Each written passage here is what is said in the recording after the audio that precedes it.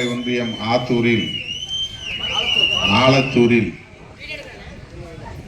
ஒரு கோவில் குடமுழுக்கு நிகழ்ச்சி, அதிலே பங்கேற்பதற்காக வருகை தந்த சூழலில் இன்றைக்கு கிழக்கு மாவட்ட தலைமையகம் திறப்பு விழாவை தம்பி ஆற்றலரசு ஒருங்கிணைத்ததன் மூலம் உங்களை எல்லாம் சந்திக்கிற வாய்ப்பு கிடைத்திருக்கிறது. அனைவருக்கும் என்னுடைய வாழ்த்துக்களை தெரிவித்துக் கொள்கிறேன். 31ஆம் தேதி நாம் நடத்துவதாக அறிவித்த மதச்சார்பின்மை காப்போம் பேரணியை ஜூன் 14ஆம் தேதிக்கு தள்ளி வைத்திருக்கிறோம் என்பதை நீங்கள் அனைவரும் நன்கு அறிவீர்கள். இன்னும் சரியாக 2 வார காலம்தான் இடைவெளி இருக்கிறது. இந்த இடைவெளியில் நீங்கள் தீவிரமாக களப்பணி ஆற்ற வேண்டும். அந்த பேரணிக்கு கரூர் மாவட்டத்திலிருந்து பல்லாயிரக்கணக்கான சிறுத்தைகள் வந்து பங்கேற்க வேண்டும். விடுதலை சிறுத்தைகள் மட்டுமின்றி ஜனநாயக சக்திகள் பரவலாக அதில் பங்கேற்று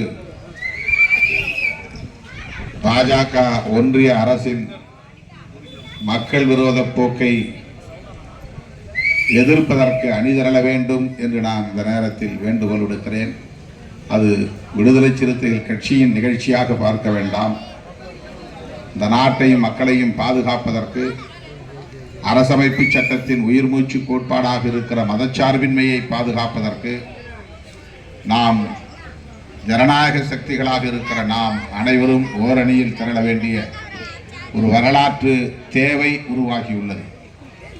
ஆகவே கட்சி சார்பற்ற ஜனநாயக சக்திகளும் அந்த பேரணியில் பங்கேற்கலாம் என்பதை ஒரு அழைப்பாக வேண்டுகோளாக விடுக்க கடமைப்பட்டிருக்கிறேன்.